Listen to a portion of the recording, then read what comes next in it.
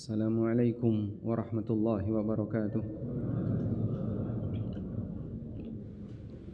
Alhamdulillahi rabbil alamin, wassalatu wassalamu ala ashrafil mursalin, nabiyyina wa maulana Muhammadin wa ala alihi wa sahbihi ajma'in.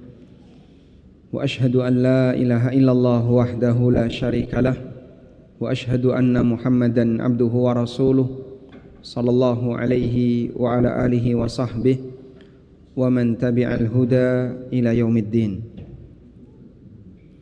Alhamdulillah, puji syukur kita haturkan kehadirat Allah. Pagi ini kembali kita lanjutkan kajian dengan membaca kitab Khudh Aqidatak. Insyaallah tinggal beberapa halaman lagi, namun nampaknya belum bisa kita selesaikan sebelum Ramadan. Mudah-mudahan nanti di tengah Ramadan kita bisa selesaikan buku Khudh Aqidatak.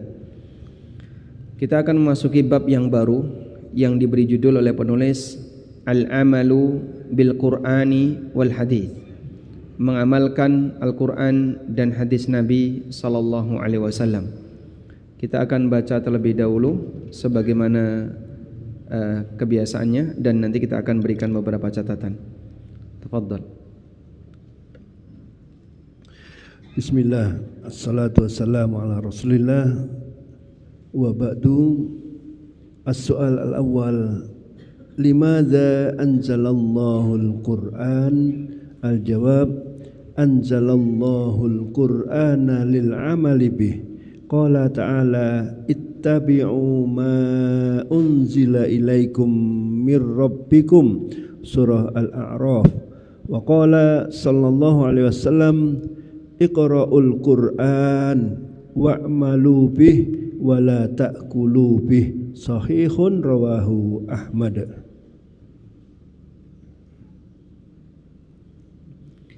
Pertanyaan yang pertama, limadza anzalallahu al-Qur'ana? Untuk tujuan apa Allah menurunkan Al-Qur'an? Allah menurunkan Al-Qur'an untuk diamalkan. Anzalallahul Qur'ana, ini kalau mau diberi harokat, anzalallahu al-Qur'ana lil amali bihi. Allah menurunkan Al-Qur'an untuk diamalkan. Qala ta'ala, Allah Ta'ala berfirman, ittabi'u ma unzila ilaikum min rabbikum wa la tattabi'u min dunihi awliya. Ikutilah apa yang telah diturunkan kepada kalian min rabbikum, dari Rabb kalian, dan mengikuti isi Al-Quran berarti mengamalkan apa yang dinyatakan oleh Al-Quran. Wa qala sallallahu alaihi wasallam, dan Nabi sallallahu alaihi wasallam mengatakan, Iqra'ul Qur'ana wa'malu bihi wa la ta'kulu bihi. Bacalah Al-Quran, amalkan Al-Quran, wala ta'kulu bihi, dan jangan makan dari Al-Quran. Hadis sahih riwayat Ahmad. Baik, insyaallah kita akan coba memberikan beberapa catatan berkaitan dengan poin ini, dan kajian ini diberi judul mengamalkan Al-Quran dan hadis Nabi Sallallahu Alaihi Wasallam. Berkaitan dengan mengamalkan Al-Quran, terlebih dahulu kita akan memahami tentang keyakinan seorang muslim tentang Al-Quran. Keyakinan muslim tentang Al-Quran.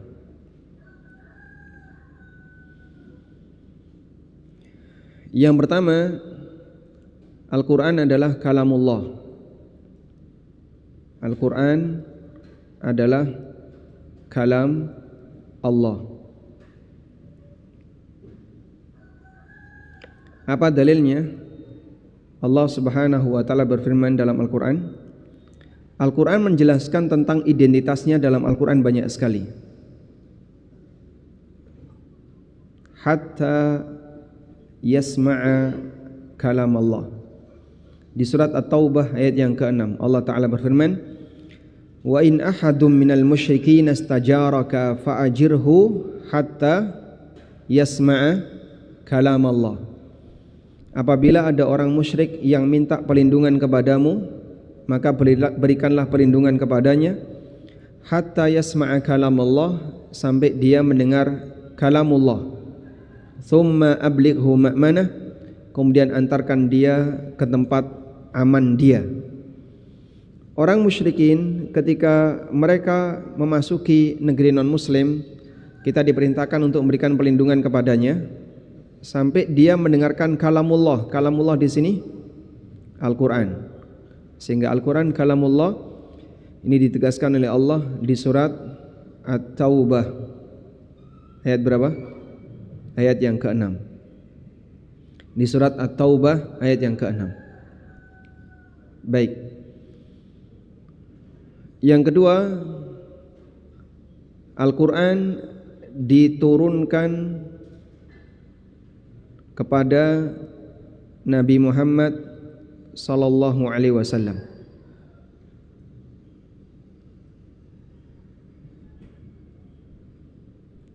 Dan dalil tentang ini banyak sekali. Allah Subhanahu wa taala sering menyebut mimma anzalna ala abdina, kitab yang kami turunkan kepada hamba kami. Di ayat yang lain Allah Subhanahu wa taala menegaskan di surat Muhammad ayat yang kedua, walladzina amanu wa amilus salihati wa amanu bima nuzzila ala Muhammadin, mereka beriman terhadap apa yang telah diturunkan kepada Muhammad. Wa huwal haqqu mir rabbihim, dan itu kebenaran, al-haq mir rabbihim, dari Rabb mereka. Sehingga Al-Qur'an adalah kitab yang diturunkan kepada Nabi Muhammad SAW. Ada di surat apa tadi? Muhammad ayat keberapa? Kedua. Berarti kalau yang menerima bukan Nabi Muhammad SAW, maka itu bukan Al-Qur'an. Ada kitab suci yang diberikan oleh Allah kepada nabi-nabi sebelumnya. Selanjutnya yang ketiga, Al-Qur'an dijaga oleh Allah. Dijaga Allah, sehingga tidak mengalami pengurangan maupun penambahan, maka tidak ada perubahan. Jaminan ini Allah Subhanahu wa taala, Allah Ta'ala tegaskan dalam Al-Qur'an, inna nahnu nazzalna dzikra wa inna lahu lahafizun. Sesungguhnya kami yang menurunkan adz-dzikra, yaitu Al-Qur'an, wa inna lahu lahafizun, dan kamilah yang menjaganya. Allah menjaga Al-Qur'an sehingga tidak mengalami perubahan. Bentuk perubahan itu baik penambahan maupun pengurangan. Perubahan Anda tulis di sini bisa bentuknya penambahan atau pengurangan. Ini tadi ditegaskan di surat Al-Hijr ayat 9. Inna nahnu nazzalna dzikra wa inna lahu lahafizun. Sesungguhnya kami yang menurunkan adz-dzikra, yaitu Al-Qur'an, dan kamilah yang menjaganya. Yang keempat, Allah Subhanahu wa taala jadikan Al-Qur'an sebagai kitab suci penentu. Al-Qur'an adalah kitab suci penentu. Bahasa Al-Qur'annya muhaimin. Allah Subhanahu wa taala jadikan Al-Qur'an sebagai muhaimin untuk kitab-kitab sebelumnya. Kita lihat di sini, wa muhaiminan alaih. Di surat Al-Maidah ayat 48. Wa anzalna ilaikal kitaba bil haqqi musaddiqan lima baina yadayhi minal kitab wa muhaiminan alaih. Allah sebut Al-Qur'an sebagai muhaimin. Muhaimin itu apa, Pak? Yang menentukan. Sehingga kalau ada yang berbeda antara Al-Qur'an dengan kitab-kitab sebelumnya, maka Al-Qur'an yang jadi penentu. Misalnya ada yang berbeda antara syariat dalam Injil, antara Al-Qur'an dengan syariat dalam Taurat, Yang harus diambil yang mana? Yang harus diambil Al-Quran, karena dia jadi muhaimin. Pasal 1, semua keputusan panitia benar. Pasal 2, jika ada pernyataan panitia yang salah dikembalikan ke pasal 1. Nah, pasal 1 ini namanya muhaimin. Jadi apa? Penentu dan rujukan ketika ada yang berbeda dengan yang lain. Ini Allah tegaskan di surat Al-Maidah ayat 48. Bapak tambahkan di sini penentu, maksudnya apa tadi? Jika ada isi yang beda dengan kitab suci sebelumnya, maka yang dipakai adalah penentu, kitab muhaimin, yaitu Al-Quran. Ini sebagaimana Allah tegaskan di surat Al-Maidah ayat berapa? 48. Baik. Selanjutnya, Al-Quran merupakan mukjizat. Al-Quran merupakan mukjizat.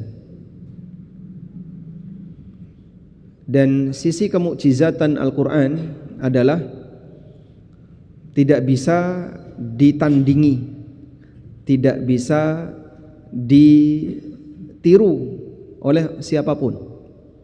Sisi kemujizatannya tidak bisa ditandingi. Sebagaimana mukjizat Nabi Musa alaihissalam, ketika tongkatnya Nabi Musa berubah jadi ular, maka ular-ular sihir buatan para tukang sihir Fir'aun tidak bisa menandingi kemampuan ular tongkatnya Nabi Musa alaihissalatu wassalam. Dan berkaitan dengan tidak bisa ditandingi, ini dibuktikan dalam banyak ayat. Ada ayat-ayat tantangan, ayat-ayat tantangan atau at-tahaddi. Ayat-ayat tantangan dalam Al-Quran banyak sekali. Mulai dari ditantang untuk mendatangkan yang semisal dengan Al-Quran. Allah Subhanahu wa taala berfirman berkaitan dengan ayat tantangan untuk orang musyrikin di surat Al-Isra ayat 88. Qul la in ijtama'atil insu wal jinnu ala ay ya'tu bimithli hadzal qur'ani la ya'tuna bimithli walau kana ba'duhum li ba'din dhahira. Andaikan manusia dan jin itu kumpul dan mereka bisa saling melihat. Jin bisa melihat manusia, manusia bisa melihat jin. Lalu mereka bisa saling bermusyawarah untuk mendatangkan yang semisal dengan Al-Quran. La ya'tuna bimithlihi, maka mereka tidak akan mungkin bisa mendatangkan yang semisal. Sehingga kalau kalian tidak percaya bahwasanya Al-Quran itu turun dari Allah, karena tuduhan mereka adalah Al-Quran itu buatan Nabi Muhammad SAW. Nabi Muhammad SAW yang menulis Al-Quran. Andaikan kalian tidak percaya Al-Quran itu turun dari Allah, maka datangkan yang semisal dengan Al-Quran. Kumpul semua kalian. Kalau satu Muhammad SAW bisa bikin, seharusnya ribuan bahkan jutaan manusia dan jin bisa membuatnya. Tapi kenyataannya mereka tidak mampu untuk membuat yang semisal dengan Al-Quran. Baik. Anda tulis di sini tantangan yang pertama, membuat semisal dengan Al-Quran. Ada di mana tadi? Surat Al-Isra ayat berapa? 88. Baik. Tantangan diturunkan. Kalau membuat semisal dengan Quran terlalu berat bagi kalian, sekarang gini aja deh, buat 10 surat. Buat 10 surat yang semisal dengan 10 surat dalam Al-Quran.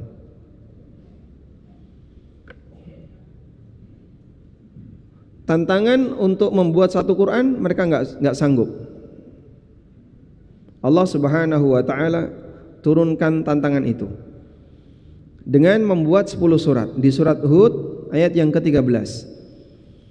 Am yaquluna iftara qul fa'tu bi'ashri suwarim mithlihi muftarayatin. Apakah mereka mengatakan iftarahu, Muhammad membuat kedustaan tentang Quran, Muhammad membuat Quran, membuat kitab suci. Qul fa'tu bi'ashri suwarim mithlihi muftarayat. Sampaikan oleh Muhammad, coba buatkan 10 surat yang semisal dengan 10 surat dalam Al-Quran.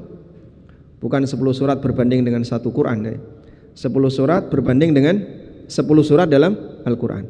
Muftarayatin, yang kalian bikin, wada'u man istata'tum min dunillah, dan datangkan siapapun yang mampu kalian datangkan dari selain Allah, in kuntum shadiqin, kalau klaim kalian ini benar. Sehingga coba bikin 10 surat. Kalau nggak bisa membikin satu Quran. Dan yang terjadi gimana? Mereka tidak berhasil. Ini di surat Hud ayat 13.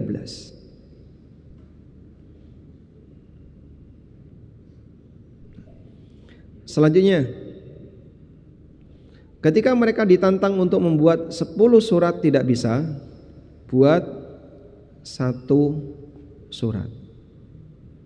Buat satu surat yang semisal dengan satu surat yang ada dalam Al-Quran. Dan mereka juga tidak berhasil. Ini sebagaimana yang Allah Subhanahu wa taala tegaskan di surat Al-Baqarah ayat 23. Wa in kuntum fi raibim mimma nazzalna ala abdina fa'tu bisuratin. Kalau kalian masih ragu dengan Al-Quran yang kami turunkan kepada hamba kami, maka datangkan bisuratin mim mithlihi, satu surat yang semisal dengan Al-Quran. Wad'u syuhada'akum, dan undang syuhada. Syuhada di sini maksudnya adalah saksi yang nanti ikut membantu kalian dalam menyusun satu surat yang semisal dengan Al-Quran. Min dunillah, selain Allah, in kuntum shadiqin, kalau kalian orang yang benar tuduhannya. Di surat Al-Baqarah ayat 23. Al-Baqarah ayat 23. Sehingga kita bisa lihat di sini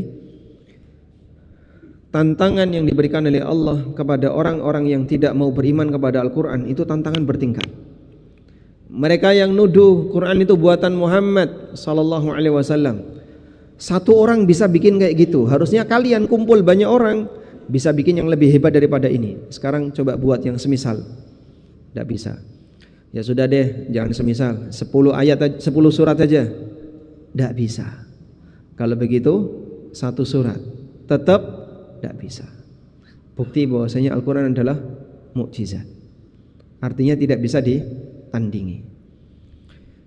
Dan sampai sekarang tidak ada yang pernah berhasil.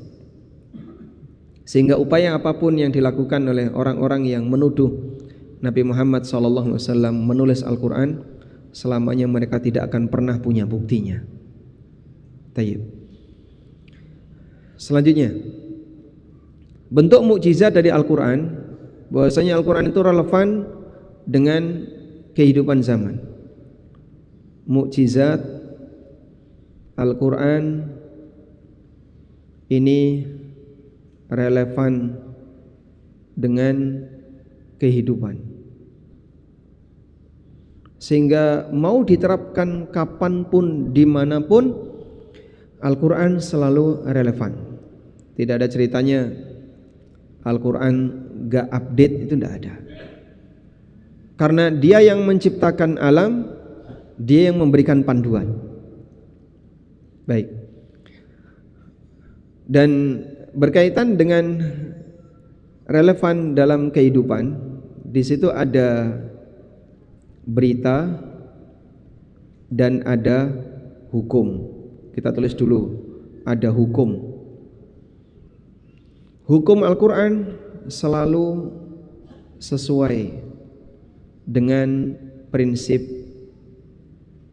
keadilan dan kemanusiaan sepanjang zaman. Hukum Al-Quran selalu sesuai dengan prinsip keadilan dan kemanusiaan sepanjang zaman. Sebuah hukum disebut sebagai hukum yang ideal ketika hukum itu memiliki asas prinsip adil terjaga dan sesuai dengan prinsip kemanusiaan. Al-Quran selalu sesuai dengan itu sejak diturunkan sampai akhir zaman. Maka untuk hukum tidak ada perubahan. Baik. Nah, kemudian yang kedua tentang berita. Berita dalam Al-Quran tidak pernah ada yang bertentangan, dengan sains dan teknologi. Tidak pernah ada yang bertentangan dengan sains dan teknologi. Sebutkan pernyataan dalam Al-Quran yang ternyata itu bertentangan dengan hasil penemuan sains di masa sekarang. Gak nemu, dan memang gak ada. Sehingga yang sekarang mungkin banyak dibicarakan sebagian orang ya, dengan adanya perkembangan sains dan ternyata Al-Quran cocok dengan itu. Dan nanti selamanya tidak akan pernah ada berita dalam Al-Quran. Kalau kaitannya dengan sains itu kan berita, bukan hukum ya. Kalau hukum tidak ada kaitannya dengan sains. Kalau yang ada kaitannya dengan ilmu pengetahuan alam dan teknologi itu di posisi berita dalam Al-Quran. Allah cerita tentang proses penciptaan manusia. Allah cerita tentang bagaimana Allah menurunkan hujan. Allah cerita tentang bagaimana Allah menumbuhkan tanaman. Cerita tentang aneka binatang. Ketika penemuan-penemuan itu ada sesuai dengan sains dan teknologi, maka tidak ada pernyataan dalam Al-Quran yang bertentangan dengan realitas sains. Namun begini ya, semua berita dalam Al-Quran tidak bertentangan dengan kenyataan, tapi tidak semua kenyataan diberitakan dalam Al-Quran. Tulis. Piye mau nulis sih? Semua gimana kan kalimatnya? Wah, saya ngomong lali. Semua berita dalam Al-Quran tidak ada yang bertentangan dengan kenyataan, tapi tidak semua kenyataan diberitakan dalam Al-Quran. Kita tulis ya. Semua berita dalam Al-Quran tidak bertentangan. Semua berita dalam Al-Quran tidak bertentangan dengan kenyataan. Enggak ada berita dalam Al-Quran kok bertentangan dengan kenyataan. Udah? Tapi ada tapinya ya. Tidak semua kenyataan diberitakan dalam Al-Quran. Tidak semua kenyataan diberitakan dalam Al-Quran. Ada enggak Pak kenyataan yang tidak diberitakan dalam Al-Quran? Banyak sekali. Sebab Al-Quran bukan kitab catatan takdir. Sebab Anda tulis di sini, Al-Quran bukan Lauhul Mahfuz. Al-Quran bukan kitab catatan takdir yang memuat semua berita atau memuat semua kejadian di alam ini. Jadi kalau ada orang yang bilang dinosaurus itu benar gak sih Pak? Kok gak ada dalam Al-Quran? Ya kalaupun benar, apakah harus ada dalam Quran? Jawabannya tidak. Karena tidak semua kenyataan diberitakan dalam Al-Quran. Tapi kalau ada berita dalam Al-Quran, pasti sesuai kenyataan. Karena tidak ada kabar atau berita dari Al-Quran yang bertentangan dengan kenyataan. Baik. Ada orang yang mencoba mengkritisi dengan sikap nakalnya. Dia bilang begini, Pak. Katanya hanya Allah yang tahu isi rahim. Tapi sekarang sudah banyak teknologi yang bisa melihat isi rahim. Innallaha indahu ilmus sa'a wa yunazzilul ghaitha wa ya'lamu ma fil arham wa ma tadri nafsun madza taksibu ghada wa ma tadri nafsun bi ayyi ardin tamut. 5 hal yang disebut Nabi SAW sebagai mafatihul ghaib. Salah satunya adalah wa ya'lamu ma fil arham. Allah mengetahui apa yang ada dalam rahim. Manusia bisa tahu dengan detail pakai teknologi USG yang sampai bisa tahu gerakan bayi, detak jantungnya, detail-detail organnya. Baik, coba carikan USG yang bisa mendeteksi takdirnya bayi. Kalau ada, kita akan urunan untuk membelinya. Sehingga bayi di usia 4 bulan sudah ditiupkan ruh dan sudah ditetapkan takdirnya, ajalnya, rizkinya. Apakah dia nanti jadi orang yang celaka ataukah jadi orang yang bahagia. Di USG kelihatan enggak? Oh, umurnya 56 tahun. Kelihatan, Pak? Sehingga ada angkanya di atas sini ya. Kayak baterai gitu ya. Baterainya full 56 tahun. Ada? Tidak ada. Oh, umurnya 43 tahun. Baterai full 43. Tidak ada. Berapa jatah rizkinya? Tidak ada. Manusia tidak tahu. Sehingga tidak ada pernyataan dalam Al-Quran yang bertentangan dengan realita. Baik. Selanjutnya, keyakinan kelima tadi. Berikutnya adalah keyakinan yang keenam. Keyakinan kita terkait Al-Quran yang keenam. Bahasanya Al-Quran turun saat Lailatul Qadar di bulan Ramadan, dan dalil tentang ini banyak sekali. Inna anzalnahu fi Lailatul Qadar, sebagaimana Allah tegaskan di surat Al-Qadar, kemudian juga yang Allah tegaskan di surat Ad-Dukhan, Inna anzalnahu fi lailatin mubarakah inna kunna mundhirin fiha yufraqu kullu amrin hakim. Yang ketujuh, turun melalui malaikat Jibril. Diturunkan melalui Jibril alaihissalam, bukan dalam bentuk kitab. Diturunkan melalui malaikat Jibril secara bertahap, bukan dalam bentuk kitab. Beda dengan kitab-kitab sebelumnya. Kalau kitab-kitab sebelumnya diturunkan dalam bentuk kitab, Allah turunkan kitab yang sudah tertulis. Taurat itu diterima Musa dalam bentuk sudah tertulis. Injil diterima Isa dalam bentuk sudah tertulis. Al-Quran diturunkan secara bertahap melalui Jibril. Allah berfirman kepada Jibril, lalu Jibril menyampaikan kepada Nabi SAW.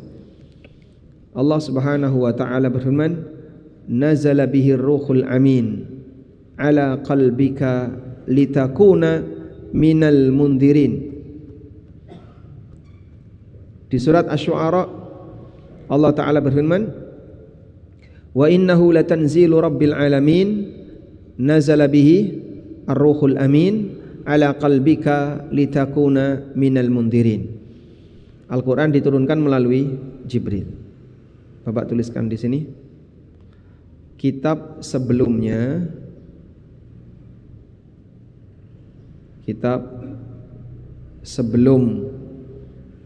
Al-Quran itu turun dalam bentuk, saya tulis buku ya. Kitab sebelum Al-Quran turun dalam bentuk buku tertulis, seperti Taurat yang ada dalam penjelasan Quran. Contohnya adalah Taurat. Maka saat Musa sudah membawa Taurat, lalu beliau pulang, kemudian ketemu kaumnya ngapain? Nyembah patung pedet.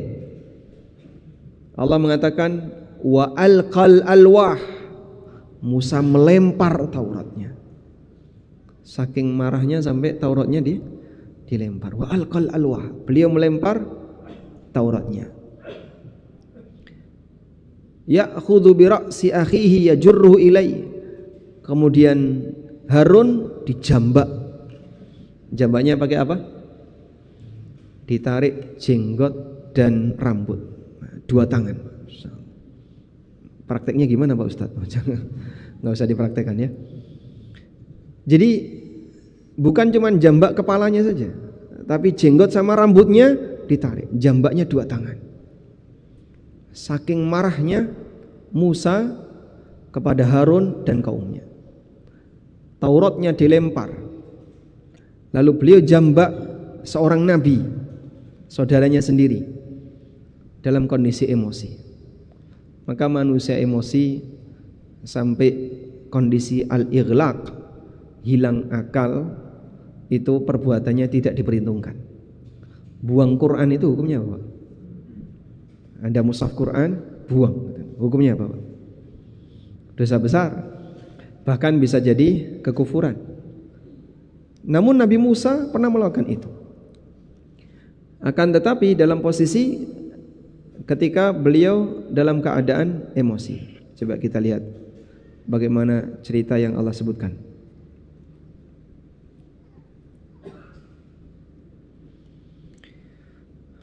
Di surat Al-A'raf, Allah Subhanahu wa taala berfirman, "Walamma raja'a Musa ila qaumihi ghadbana asifa." Ketika Musa kembali menemui kaumnya dalam keadaan beliau sangat marah. Qala bi'sama khalaftumuni min ba'di a'ajiltum amra rabbikum. Betapa jeleknya ketika perbuatan yang kalian lakukan ketika aku tinggalkan kalian.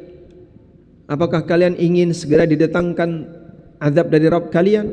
Wa alqal alwah, beliau lemparkan Taurat itu. Wa akhadha bi ra'si akhihi yajurruhu ilai, kemudian beliau jambak saudaranya, ditarik kepadanya.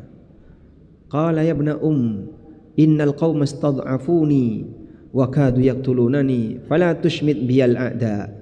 Lalu Harun menenangkan Musa, sehingga ketika Harun disikapi kasar oleh Musa, Harun tidak bersikap kasar. Andaikan Harun balas ya duel. Nah, masa dua nabi bertarung kan? Sehingga Harun waktu itu ngalah. Dan secara karakter Harun lebih lembut daripada Musa. Sampai akhirnya ketika marahnya Musa sudah reda, walamma sakata an Musal ghadabu akhadzal alwah. Ketika emosinya Musa sudah mulai mereda, akhadzal alwah, beliau mengambil lembaran-lembaran tadi. Wa fi nuskhatiha, dan dalam naskahnya di sini teks yang tertulis di lembaran tadi, hudan wa rahmatun lilladzina hum lirabbihim yarhabun, terdapat petunjuk dan rahmat. Jadi yang dibuang itu kitab suci, di situ ada petunjuk dan rahmat dari Allah, tapi dilempar oleh Musa dalam posisi ketika beliau emosi. Baik, Al-Quran tidak demikian, tapi Al-Quran diturunkan oleh Allah secara bertahap. Tadi dalilnya apa tadi? Quran surat Nazala bihir ruhul amin ala qalbika litakuna minal mundirin. Kalau At-Taurat di sini coba kita kasih catatan dulu. At-Taurat diturunkan dalam bentuk sudah tertulis. Ini ada di surat Quran Al-A'raf ayat Mungkin yang paling enak 150. Al-A'raf 150.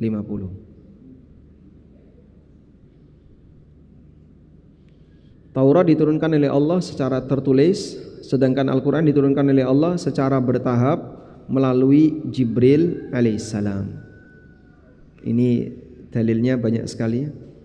Di antaranya tadi kita sudah baca, wa innahu latanzilu rabbil alamin nazala bihir ruhul amin ala qalbika litakuna minal mundirin.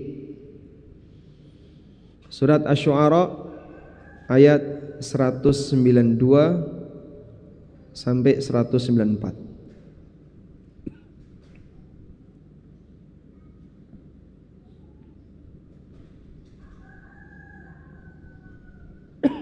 Baik.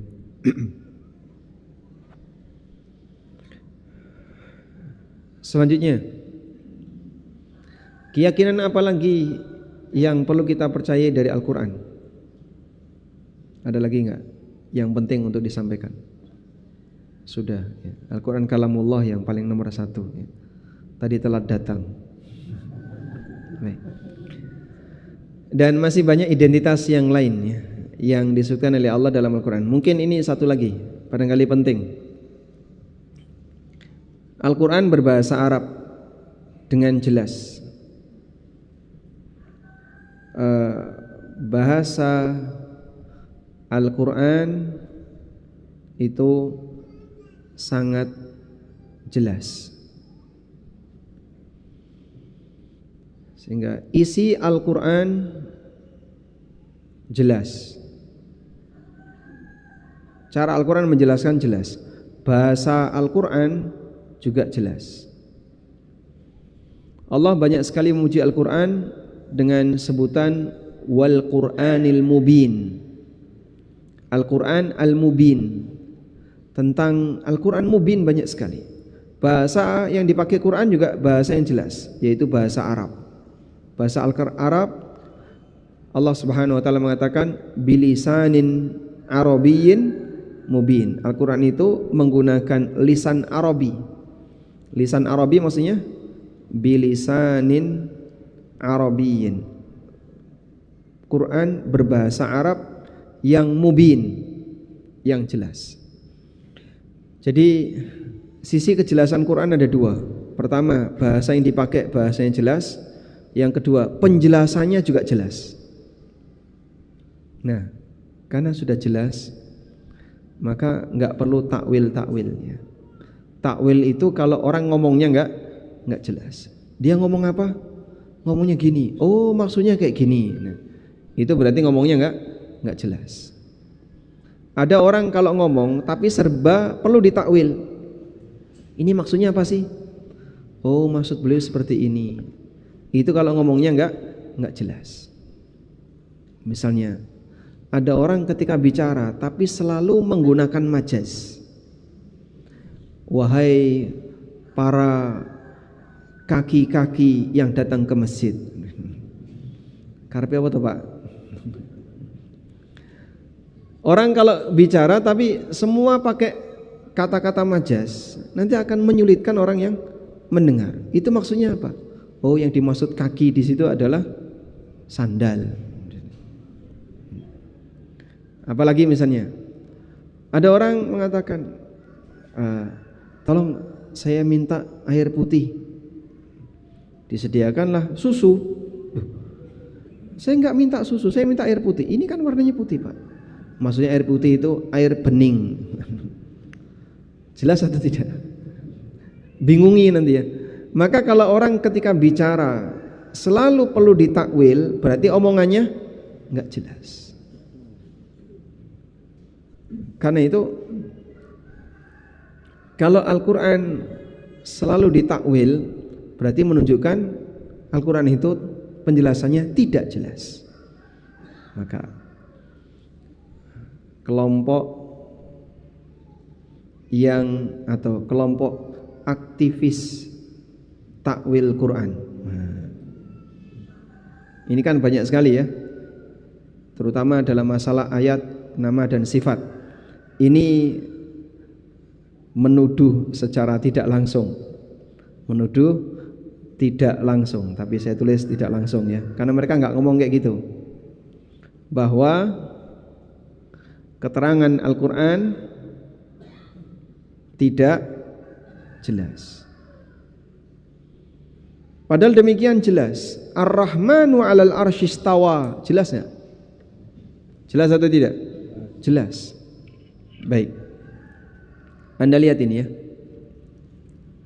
Ini tadi disebutkan dalam banyak ayat dalam Al-Quran. Kita tuliskan dulu. Allah Subhanahu wa taala menyebut Al-Quran dengan Al-Quran yang mubin. Kalau pakai bahasanya di surat Asy-Syu'ara 195. Bahasa Al-Quran, bahasa yang jelas. Quran surat Asy-Syu'ara ayat berapa? 195. Baik.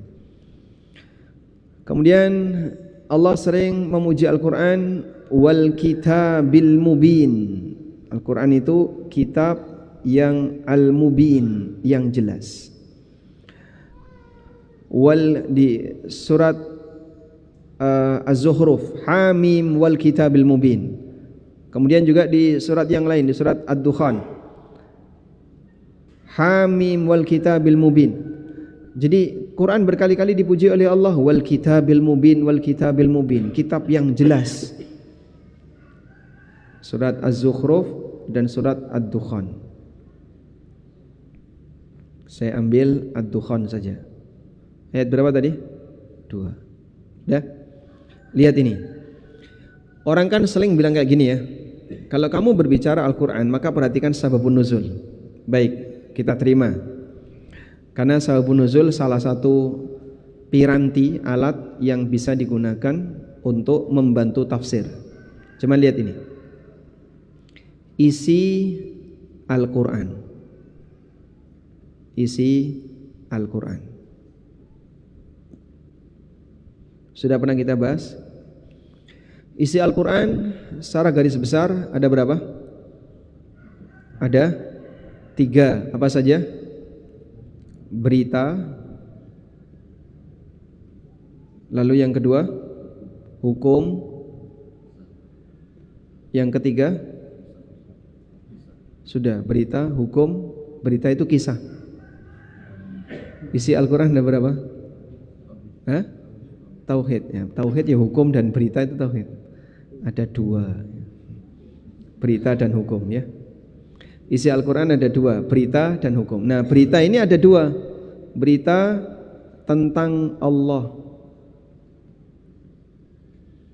Yang kedua, berita tentang makhluk.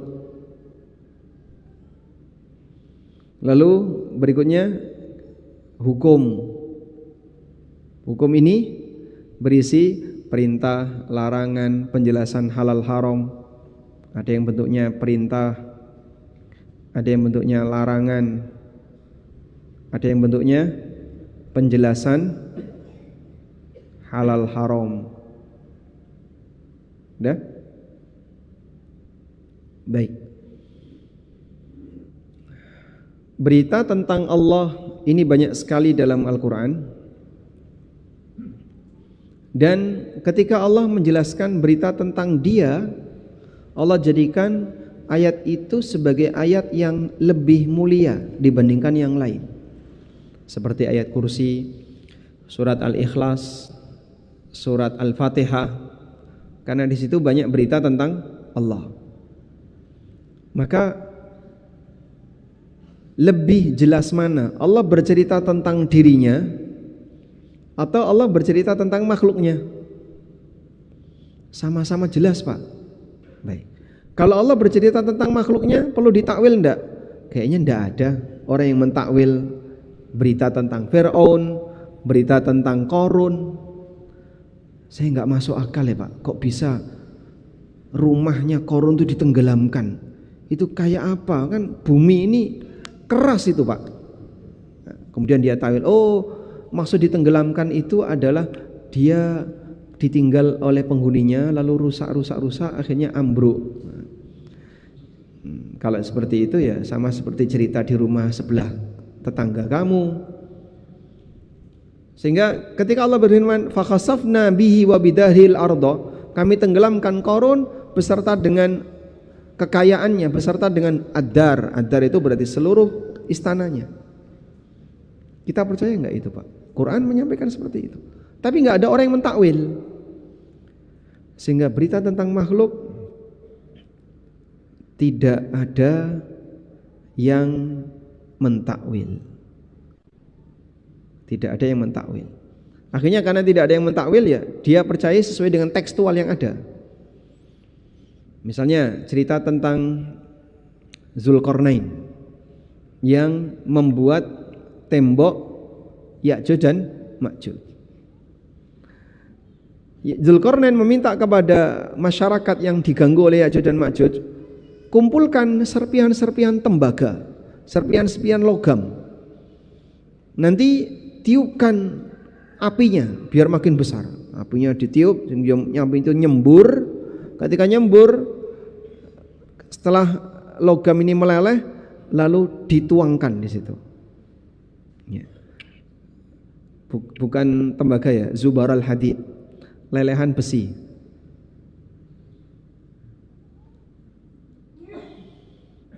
Di surat Al-Kahfi Allah Subhanahu wa taala mengatakan, Raja Zulkarnain menyampaikan, "Atuni zubaral hadid." Berikan kepadaku potongan-potongan besi. Potongan besi sebanyak apa yang sampai bisa dijadikan sebagai tembok yang menutupi 2 bukit. Berarti 1 lembah itu ditutup. Banyak sekali ya. Masya Allah. Itu nambangnya kapan, Pak? Nggak usah berpikir seperti itu. Logam di masa silam tuh banyak sekali. Logam di masa silam banyak sekali. Makanya ini yang geologi nggak datang. Pak Sri nggak datang ya. Prediksi orang geologi, mereka memprediksikan dalam waktu sekian tahun mineral bumi habis karena ditambang terus oleh manusia. Apakah mineral bumi akan habis? Emas akan muncul di akhir zaman dalam bentuk gunung yang dikeluarkan oleh Allah. Gunungnya gunung emas. Sampai orang ketika mau sedekah emas nggak ada yang mau nerima. Sedekahnya bukan duit, Pak, sedekah emas. Keliling dia bawa emas. Ada yang dikasih emas, saya tidak butuh. La arabali, aku tidak butuh emas. Masya Allah. Itu besok di akhir zaman. Sehingga kalau sekarang orang khawatir kalau emasnya Indonesia ditambang terus sama Amerika, nanti anak cucu kita nggak punya apa-apa, habis emasnya. Nggak usah khawatir. Di akhir zaman emas itu tidak semakin berkurang, tapi semakin melimpah. Sehingga orang sedekah emas nggak diterima. Udah biarin aja Amerika capek menggali emas itu. Nanti begitu mereka numpuk punya simpanan emas. Kan sekarang masing-masing negara berlomba cadangan emas. Negara ini punya cadangan emas, ini punya cadangan emas ya. Yang paling sedikit mana? Indonesia. Yang punya gunung emas tapi cadangan emasnya paling, biarin aja. Nanti ketika mereka menyimpan cadangan emas sebanyak-banyaknya, terus Allah munculkan emas. Akhirnya emas itu enggak laku lagi. Yang sekarang harganya melejit, besok enggak ada gunanya. Hatta idza sawa bainas sadafain, sampai potongan besi itu sawa menyamai 2 bukit, bukit kanan dan bukit kiri. Ketinggian potongan itu menyamai 2 bukit. Kayak apa itu? Jadi mungkin Bapak lihat gunungan sampah Piungan ya. Itu menyamai 2 bukit ya. Ditumpuk sampah selama berapa tahun? Tidak tahu Pak Ustadz, itu sudah dari dulu sampai sekarang ditutup. Sehingga sampah yang menggunung itu menutupi 2 bukit. Indonesia hanya bisa menutupi bukit dengan sampah. Dulu Zulkarnain menutupi 2 bukit dengan potongan besi. Qalan fuhu, kemudian dia perintahkan unfuhu, ayo ditiup. Hatta idza ja'alahu naran, qala atuni ufriq alaihi qitra, sampai ketika apinya menyala besar sehingga jadi lelehan besi. Kemudian ufriq alaihi qitra, sekarang tuangkan, aku akan tuangkan dalam bentuk lelehan ini ke dua bukit tadi. Nah, cerita seperti ini nggak ada yang mentakwil, Pak.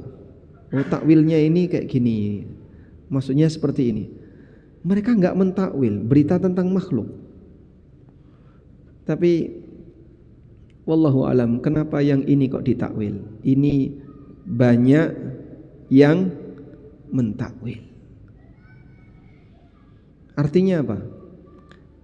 Berita tentang makhluk masih memungkinkan dijangkau makhluk. Berita tentang Khalik mana mungkin bisa dijangkau makhluk? Allah menceritakan tentang dirinya. Dengan cara apa? Makhluk bisa mengklarifikasi kebenaran cerita itu. Katanya Allah punya tangan. Coba kita eksperimen. Betul nggak Allah punya tangan? Dengan cara apa? Tidak mungkin. Maka biarkan Allah bercerita tentang dirinya, tentang nama dan sifatnya, dan jangan bersikap tidak sopan dengan cara mentakwil. Penuh takwil itu membuktikan kalau dia menuduh tidak langsung bahwa keterangan Al-Quran tidak jelas. Karena bahasa yang tidak jelas itu ya butuh ditakwil tadi. Oh, ini maksudnya kayak gini, ini maksudnya kayak gini, ini maksudnya kayak gini. Lah kamu bisa ngomong maksudnya kayak gitu dari mana? Bapak itu kalau saya minta nasi, oh itu maksudnya kerupuk. Yang paham itu hanya anaknya misalnya. Bapak nih, aku njaluk sego, kok dikasih nasi, ndak mau yang ini loh. Katanya tadi njaluk sego. Oh, bapak ini ngomong sego, maksudnya kerupuk. Itu berarti apa? Ngomongnya ra jelas. Sehingga kalau istawa alal arsy ditakwil A, ditakwil B, ditakwil C, sampai kapan dia akan melakukan takwil seperti itu? Padahal berita tentang Allah ini 100% gaib. Karena tidak mungkin seorang hamba mengkonfirmasi dari sisi membuktikan keberadaan. Saya coba lihat betul enggak Allah punya tangan, itu gimana caranya? Ya tidak mungkin. Maka hanya ada satu yang boleh dilakukan oleh hamba, yakini sudah, percaya sesuai dengan teks yang ada, dan jangan coba-coba main takwil karena pasti salah. Kenapa pasti salah? Dari mana kamu tahu? Karena takwil itu kan pribadi ya. Kecuali kalau Allah menjelaskan maksud kalimat ini ditafsirkan dengan ayat yang lain, nah itu bisa. Al-Qari'ah, mal Qari'ah, wa ma adraka mal Qari'ah. Allah berfirman Al-Qari'ah, tahukah kamu apa itu Al-Qari'ah? Allah sendiri yang menjelaskan, yauma yakunun nasu kal farashil mabthuth. Nah, kalau seperti itu Al-Qur'an menjelaskan isi Quran yang lain. Tayyib. Nah, karena Al-Quran sangat jelas, maka sudah selayaknya seorang mukmin tidak coba-coba melakukan takwil terhadap Al-Quran. Selanjutnya, yang ke-9, di sana ada sikap memboikot Al-Quran, memboikot Al-Quran. Dan pelanggaran yang dilakukan oleh manusia berkaitan memboikot Al-Quran banyak sekali. Kita ini banyak memboikot Quran, sehingga porsi yang kita berikan untuk Quran sedikit. Baik berkaitan dengan pengetahuan kita tentang Al-Quran, bahkan yang paling bawah, kemampuan baca saja kadang masih salah. Itu tidak boleh dibiarkan ya. Dan Nabi SAW mengadu kepada Allah, wa qala ar-rasulu ya rabbi inna qaumi ittakhadhu hadzal qur'ana mahjura. Wahai Rabbku, sesungguhnya kaumku telah menjadikan Al-Quran sebagai kitab yang diboikot. Rasulullah SAW mengadu kepada Allah, ada umatnya yang memboikot Al-Quran. Dan kalau kita pelakunya, berarti kita termasuk yang diadukan kepada Allah Subhanahu wa taala oleh Nabi Muhammad SAW. Ini ada di surat Al-Furqan ayat berapa tadi? Al-Furqan ayat 30. Berikan porsi Al-Quran. Berikan porsi untuk Al-Quran. Porsi waktu kita yang enggak bisa baca jangan dibiarkan. Lah piye Pak, aku wis ra iso iki. Ya sinau. Carane piye? Sinau kok carane piye? Harus belajar. Boikot Quran ini bertingkat.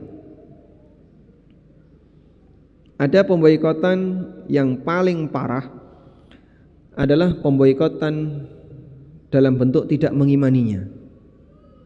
Sehingga ada tingkat kufur. Ini yang tidak mau beriman. Ketika dia tidak mau beriman kepada Al-Quran, mengingkari kebenaran Al-Quran dan seterusnya, berarti dia kufur kepada Al-Quran. Pemboikotan Quran yang paling tinggi ini. Yang kedua, ada pemboikotan tingkat dosa. Ini tidak mau belajar. Dia beriman tapi tidak mau mempelajari. Baik mulai baca maupun belajar mengenai maknanya. Oleh karena itulah hal yang mungkin banyak terjadi di tengah kita adalah melanggar ini. Bahkan sampai Al-Hafidz Ibnu Katsir menyebut tidak menghafal Quran itu memboikot Quran. Berarti kita kena semua. Kita kena semua. Tidak mau menghafal Quran termasuk memboikot Al-Quran. Kita kena semua Pak. Wong kita setahun sekali khatam Quran kok. Begitu selesai Ramadan kita jarang menyentuh Al-Quran. Nah, ya bukan masalah waktu, karena sebenarnya kita punya waktu tapi lebih banyak habis untuk scroll HP.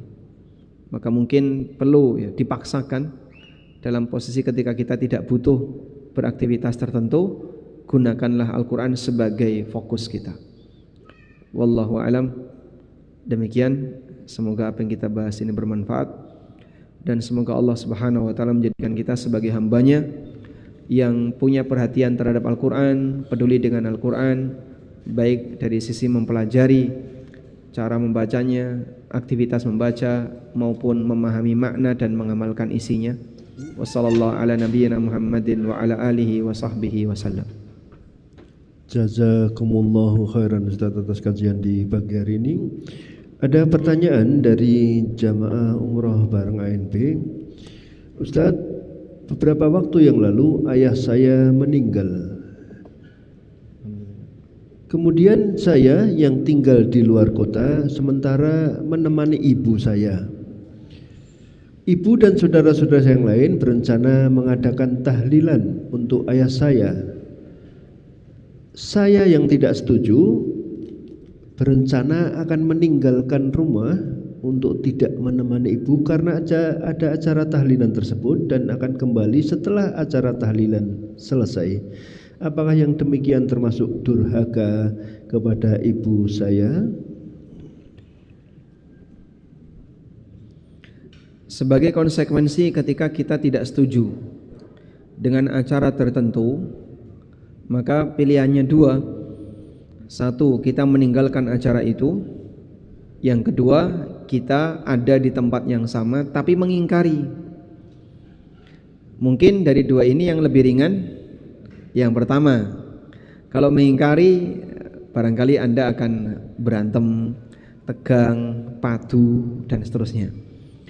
Maka daripada nanti terjadi perpaduan, lebih baik Anda menghindar. Nah, mungkin sebagai solusi tadi sudah cukup bagus, Anda pamit untuk ke tempat yang lain, misalnya ke rumah saudara atau ke rumah yang lain, atau mungkin bermalam di hotel dalam rangka untuk menghindari acara peringatan itu.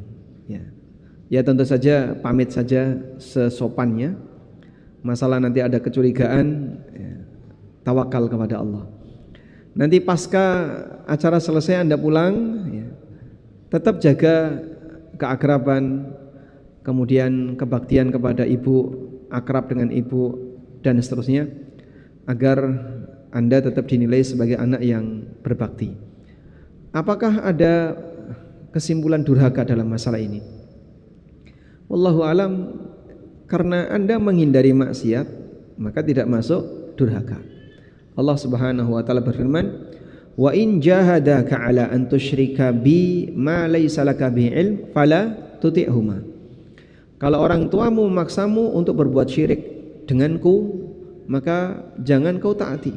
Wa sahibahuma fid dunya ma'rufa, tapi pergauli mereka dengan cara yang baik di dunia.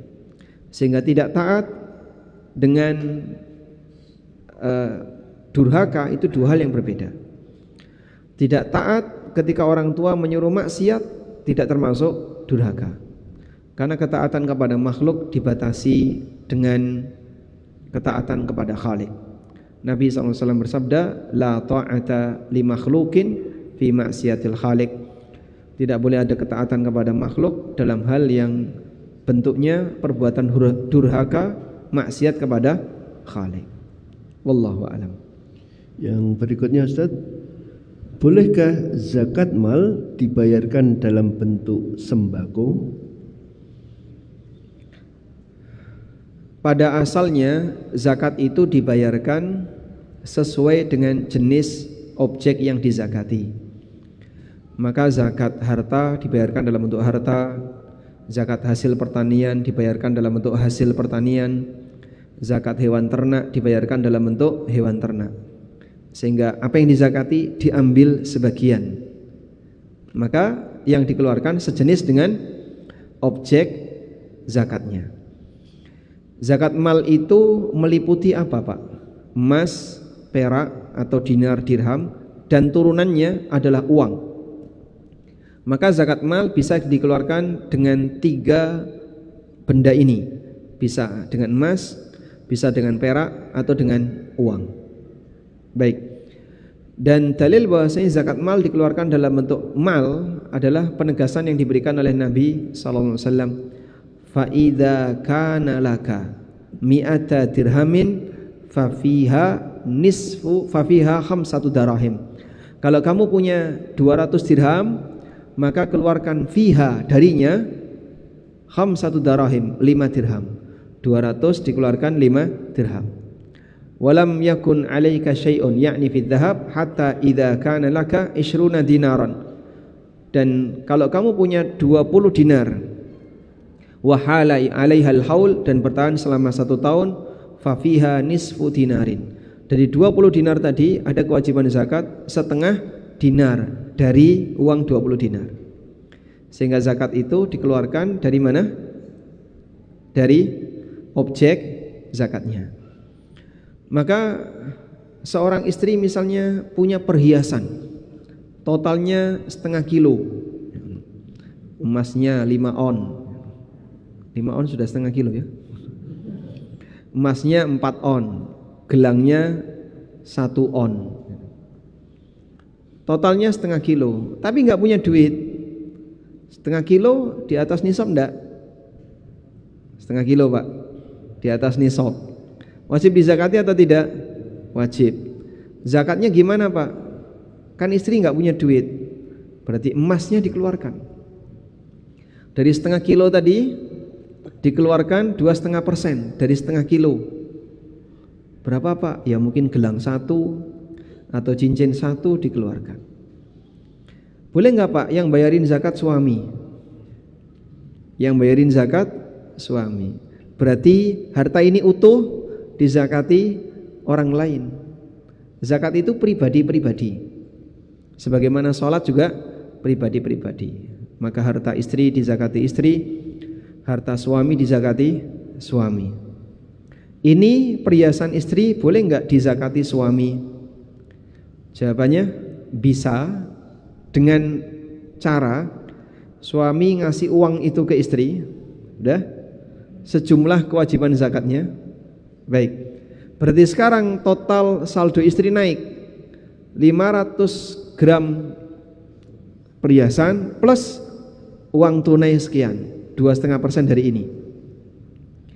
Maka 2,5% dari ini zakatnya nanti bukan nilai uangnya ini, tapi plus zakat untuk uangnya ini.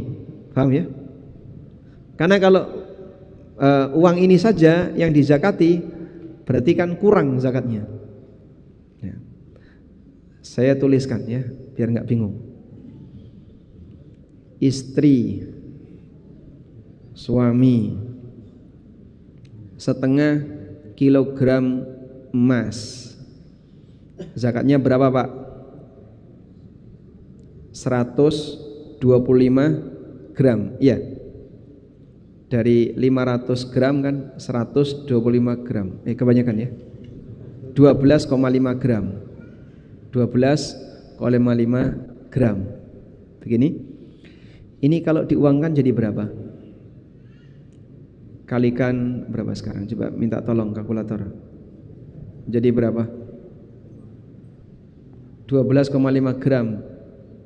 Jadi 30 juta. Berapa? Ketemu Mas? Oh belum. Oh. Mana kalkulatornya?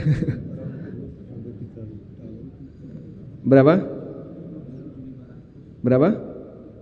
37.500. 37 juta, 5 gini ya. Baik. Duit sekian enggak punya istrinya. Maka dia minta tolong ke suaminya. Akhirnya dibantu sama suaminya. Ini istri, ini suami. Dibantu sama suaminya, disuplai sebanyak 37,5. Berarti kalau ini kekayaan istri kan jadinya setengah kilogram emas plus 37,5 juta. Nah, 2,5% dari ini. 2,5% dari ini. Kalau 37,5 itu baru 2,5% dari setengah kilogram emas. Yang ini belum dizakati. Berarti minta tambah lagi Mas. 2,5% dari 37,5, 900.000.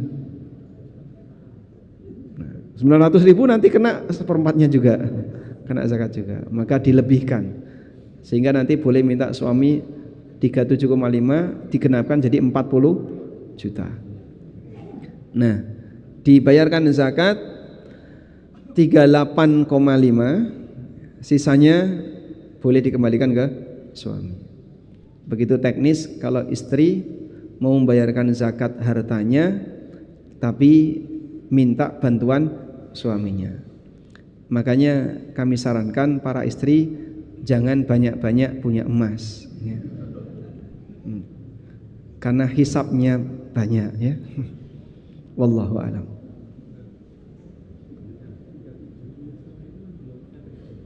37,5 belum nyampe, diikutkan dengan harta pokok. Jadi harta baru yang belum menyampai haul diikutkan dengan harta yang sudah menyampai nisab yang sudah 1 haul. Jadi misalnya Pak, ada sebuah kereta isinya harta. Nah, ini kereta harta. Ya. Udah melakukan perjalanan selama 1 tahun, nggih. Kereta ini bermuatan harta.